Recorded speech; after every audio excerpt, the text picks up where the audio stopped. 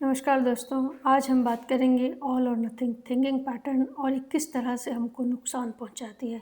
How it shrinks our world.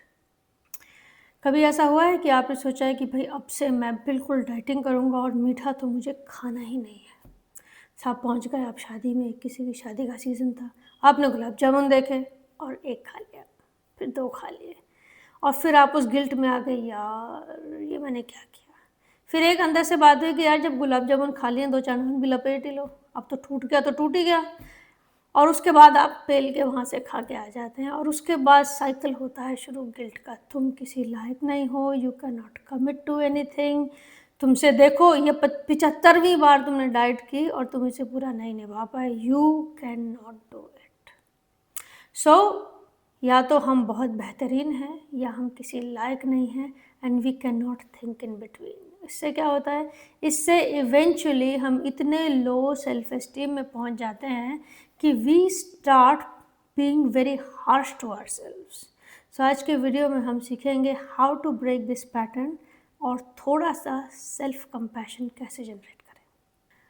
मैं आपको एक बड़ा मज़ेदार इंसिडेंट सुनाती हूँ। मैं कभी कभी कविता पाठ भी करती हूँ। ये मेरे ख्याल 1-1.5 साल पहले की बात है। हमारे यहाँ पर्थ में खुल्लड़ नाम का इवेंट हो रहा था और उसमें मैंने एक हास्य कविता पढ़ी। वो कविता मुझे बड़ी पसंद है, मैंने बहुत बार उसे 20 साल पहले भी पढ़ा है स्टेज पर।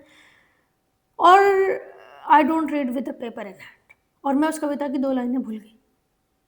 और जब मैं वो भूल गई तो मुझे अंदर से लग रहा था कि अब सब खत्म हो गया और सब पूरी स्टोरी का फ्लो टूट जाएगा और किसी को कुछ समझ में नहीं आएगा। मैंने जैसे तैसे करके वो कविता ख़त्म करी। Reaction was amazing, exceptional reaction था। Everybody absolutely love that poem. मैं जानती थी कि मैं 2 लाइनें भूल गई हूँ और I was putting myself into the position की ज्योति तुमसे नहीं होगा। And then what I realised after that performance कि 2 लाइन भूलने का मतलब पूरी कविता भूलना नहीं होता है, और एक चीज़ ठीक नहीं होने का मतलब सब कुछ गलत होना नहीं होता है। So this is what I was involve in a little bit of all और नथिंग थिंकिंग पैटर्न। और हम इस all on nothing thinking pattern में सुबह से शाम तक उलझे रहते हैं। अगर तुमने पूजा नहीं करी है तो तुम नास्तिक हो गए हो। अगर तुम समय पर खाना नहीं खाते हो तो you don't take care of yourself. अगर आपने अपने पेरेंट्स के साथ बाउंड्री किसी दिन रखी है तो तुम्हारे संस्कार पता नहीं कहाँ चले गए हैं। तो so on and so fourth. कई बार ये इंटरनली ही होता है, in fact most of the time ये इंटरनली ही होता है, जब हम सिचुएशंस को सिचुएशन की तरह ना देखकर उसको अज्यूम करके रिएक्ट करना शुरू कर देते हैं। And in most of the cases long term ये हमें लो सेल्फ एस्टीम की तरफ ले जाता है, जो हमको हीनता का भाव दिलाता है लगातार।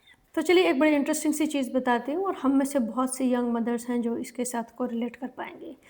फॉर एग्ज़ाम्पल आपकी एक फ्रेंड है, लेट्स से श्रेया, और श्रेया ने आज सोचा है कि वो अपने बेटे को बिना डांटे होमवर्क कराएगी and she is very determined. पहला दिन गया, नो चिखा चिल्ली, नो डांट। दूसरा दिन भी गया, तीसरा दिन भी शांति से निकल गया और चौथे दिन शी लॉस्ट हर कूल और वो ज़ोर से अपने बेटे के ऊपर चिल्ला पड़ी। उसके बाद वो इस गिल्ट में चली गई, I am not a good mom, I am not a good mother, I can't take care of my child. और वो गिल्ट इतना गया कि साहब उन्होंने खाना भी नहीं खाया and then she was in a low mood for a long time and consistently वो इस फीलिंग में रही कि यार I am good for nothing. मैं अपना बच्चा तक नहीं संभाल सकती और तो मैं करूँगी क्या। तो is she a bad mum और she is just a tired person who is trying to take care of her child. इस टॉपिक पे हम थोड़ी देर के बाद वापस आएंगे। अब सवाल ये उठता है कि हम इसको पहचानें कैसे। We have to observe the pattern कि ये हमारे साथ कितनी बार होता है या बार बार हो रहा है और हम किन किन वर्ड्स का हम यूज़ कर रहे हैं, हमेशा, ऑलवेज, या देर आर सम एक्सेप्शंस जिसमें ऐसा नहीं होता। और हमारा ब्रेन ऐसा करता क्यों है? हमारा ब्रेन हमको बचाने के लिए वायर्ड है। तो वो इस चीज़ को एक रिस्क की तरह लेता है और हमको इस थॉट में रखता है कि देखो तुम तो कर नहीं सकते भाई, तुम्हारे बस का नहीं है, तुम तो अच्छे हो ही नहीं। इससे क्या होगा? क्योंकि तुम अच्छे नहीं हो तुम इसे दोबारा नहीं करोगे। तो आपका brain is trying to protect you from a failure, but it is also not letting you grow. As I mentioned before, catch the words हमेशा, always, and try to replace them with an exception.